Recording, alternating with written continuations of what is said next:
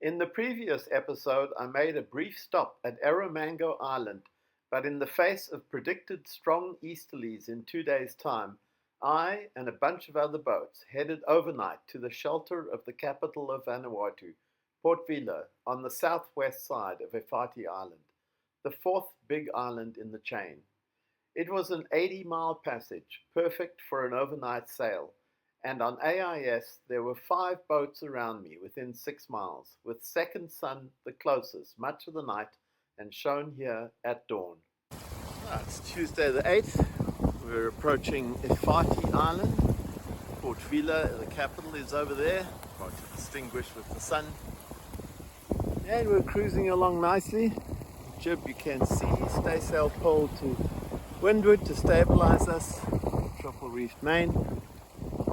We're doing 5-6 knots, which is nice. The trade winds finally filled in properly last night or early this morning. It's a bit of a struggle before that. So we've been racing these 2 boats for quite a while now. This one also does not transmit AIS, so I don't know who it is. This one here is on AIS but no name, and from New Caledonia. I don't know who they are. They had a jib up earlier and were catching us. Now with just the main, not so fast. And then way in the background another big cat called Nu, which I haven't met yet. And yeah, it's a nice day. Should get in a little afternoon. I might be able to see Second Sun. We spent the whole early morning next to Second Sun, and then I don't know, he did something and he is gone. Way, he's almost an hour ahead of us now. Anyway, it's all good. Unfortunately, I have forgotten the name of this catamaran that eventually passed us, but he kindly gave me this unfortunately low resolution photo of us as he approached, which nicely shows the very broad reaching setup of triple reef main and full jib to port and the staysail pulled out to starboard. I spent a week in Port Vila, avoiding the strong easterlies which also brought us a lot of rain. I don't have photos or video of it, but I finally managed to resolve my engine starting issues by upgrading the negative cables from the engine and house batteries to the engine block. Another project was wrapping 2 spare sheets around the 3 shrouds on each side to make them easier and less painful to hold with my arthritic hands and fingers. Fresh tropical fruit is one of the many pleasures of sailing in the tropics, and Port Vila has a large fruit and veg market.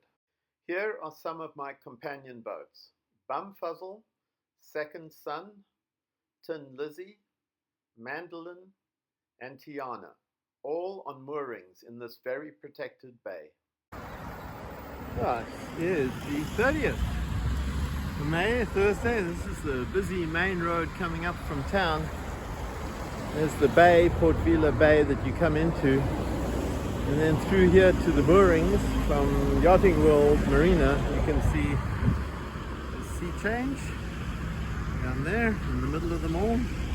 Bumfuzzle right in front of us and a bunch of others that I've been hanging with. And then on the right here, a cruise ship.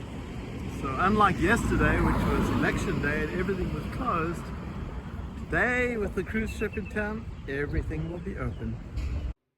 I spent a lot of time visiting 3 enjoyable sites. First was the National Library, which contained many interesting and unusual paintings, including on the large columns supporting the building, and several wooden sculptures, my favorite, this last one. It was otherwise not very functional. However, they did have a copy of the daily newspaper, which I always enjoy finding, and which explained the situation with Air Vanuatu, which went bankrupt, at least in part, because it overextended both on routes and staff. As a result, people had to use local cargo boats to travel between islands, as I saw at Lenakal on Tana Island. The second site was the National Museum, which is usually described as tired, but nevertheless had a lot of interesting things. These are slit drums used in festivals, with some very strange features on some of them. Sand painting is a traditional art that I would see performed later on Ambrum. The history of the settling of the islands was the central theme, as were the Western descriptions, from this famous painting of a cannibal feast on Tana Island to Captain James Cook's exploration of the island chain. Many places in Vanuatu retain the names he gave them, and of course his mapping of these and innumerable other places formed the basis of maps at the time and still contributes today. They also had collections of cone snail shells that I enjoy finding, including this warning of the venomous snails. The third site was the Parliament Building, which similarly had several grand paintings, as well as this ornate crab sculpture. The library there had pictures of all the parliamentarians since independence in 1980, almost entirely male, with just 4 women serving briefly.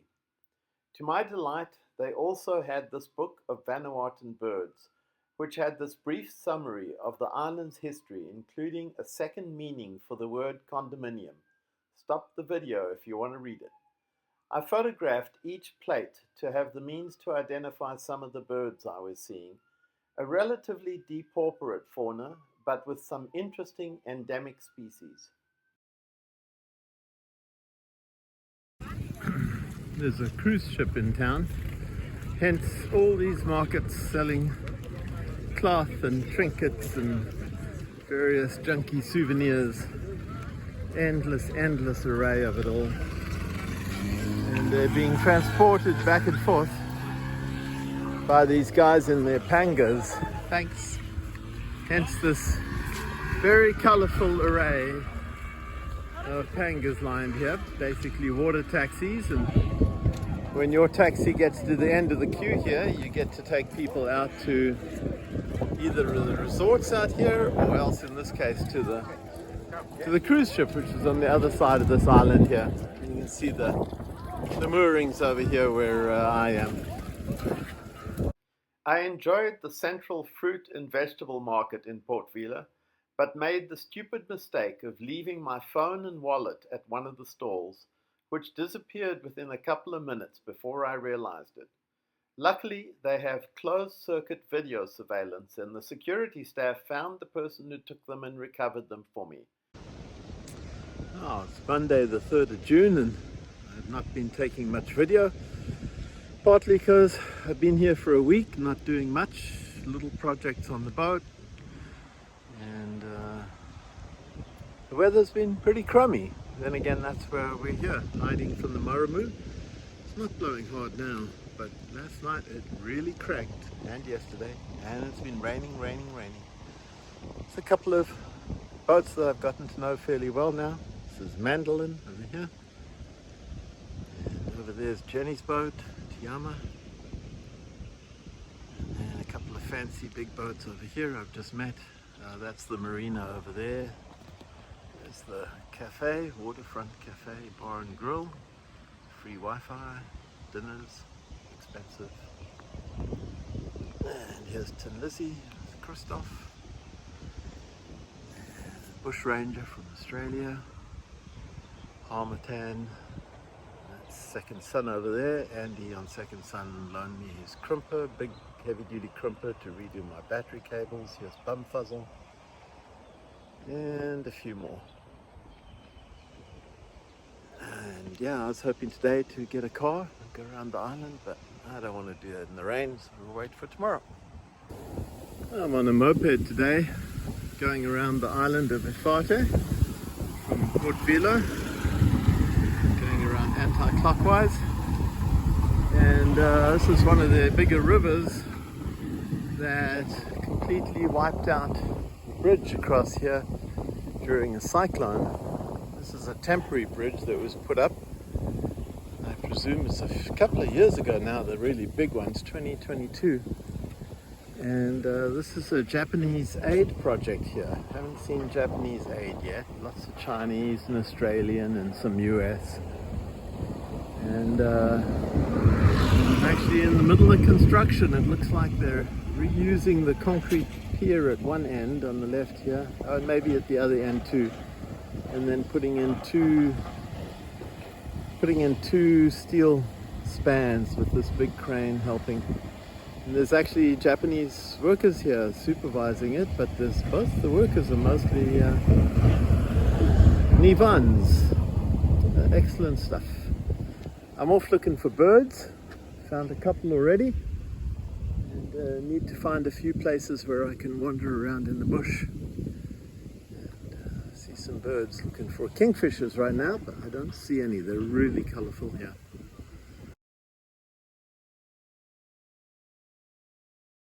A coconut plantation here that shredded by the cyclone. Tops off, a lot of them. Coconuts gone. Doesn't look like there's any harvest anymore. This is the ring road that I'm on, going around the island. And here's my trusty steed, a banana scooter. Finally made it to the ocean. This is the southeastern shore, low tide. Yeah, it's lovely. Little channel in here, but I don't think it'd be easily accessed, except maybe at high tide. I think the waves would be coming in. Some sort of beach resort thing here. I think this is called Eaton Beach. Low tide, so the waves are breaking way out on the reef, but high tide comes all the way in here. It's an old boiler or something from the shipwreck. You see the high tide line here. Very nice. This is obviously a weekend beach spot, but it's weekday now, so nobody around. Oh, it's extreme low tide because it's a new moon. Whoa, I'm gonna get wet. No, yes, no, yes. No. Oh, this one might get me.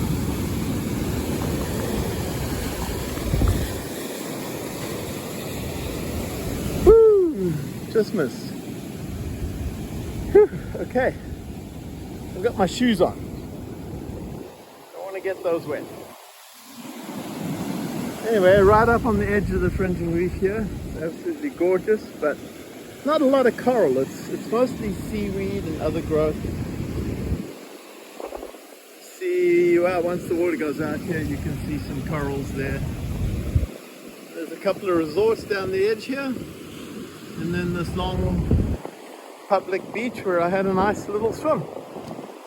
Lovely spot. Eaton, I think the resort here is called Eaton Reef, but this is the town called Eaton.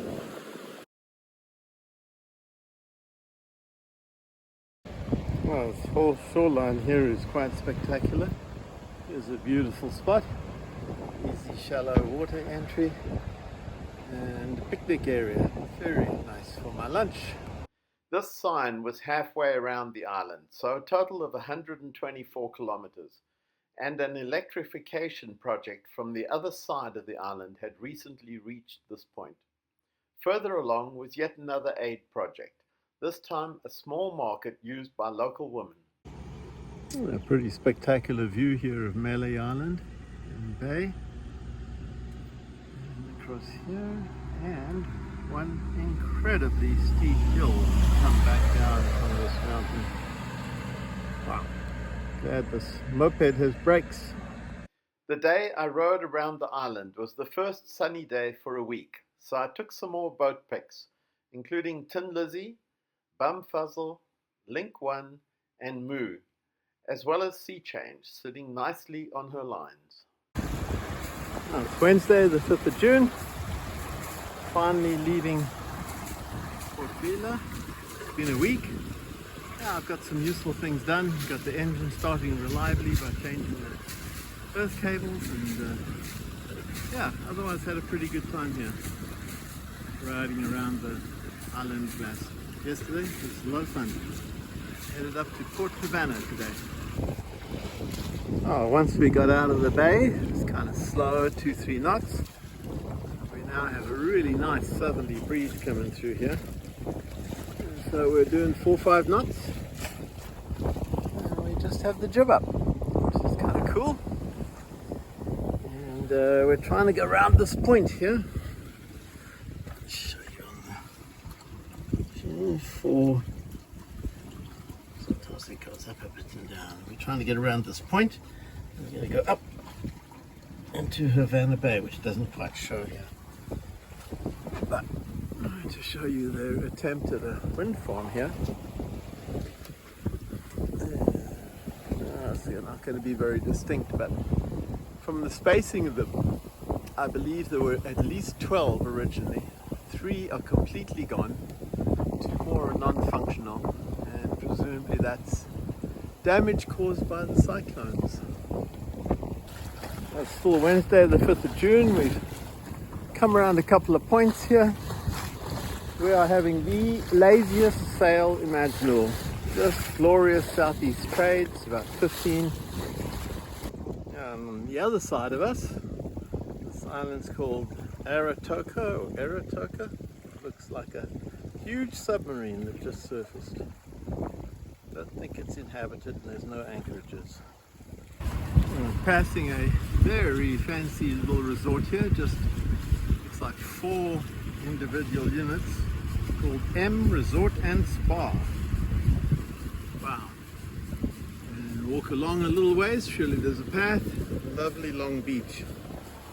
Meanwhile, we are headed up here through what's called the Hilliard Channel. Got to figure out who Hilliard was. And into Port Havana. Still haven't figured out who Havana was or what ship it was.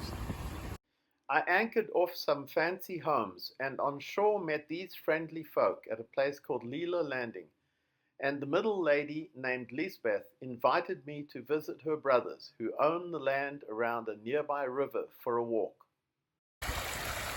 Oh, down at Lapa Landing I met a lady who lives here called Lisa. She told me that there's a path up this stream next to her brother's homes, so I checked in with them and they said sure, no problem, go for a walk, look for birds, and I did see a couple, including a silver-faced honey eater. And here's the little stream. I'm going to have a quick dip because it is hot and sticky. It is always good to find your dinghy where you left it after a land excursion, as well as sea change anchored out. And after a lovely sunset, I had a very quiet night in this calm spot, with no movement at all evident on my anchor alarm. I sailed up here to Port Havana in part to stage for a day sail to the next small island of Ma, followed by Epi in the next episode.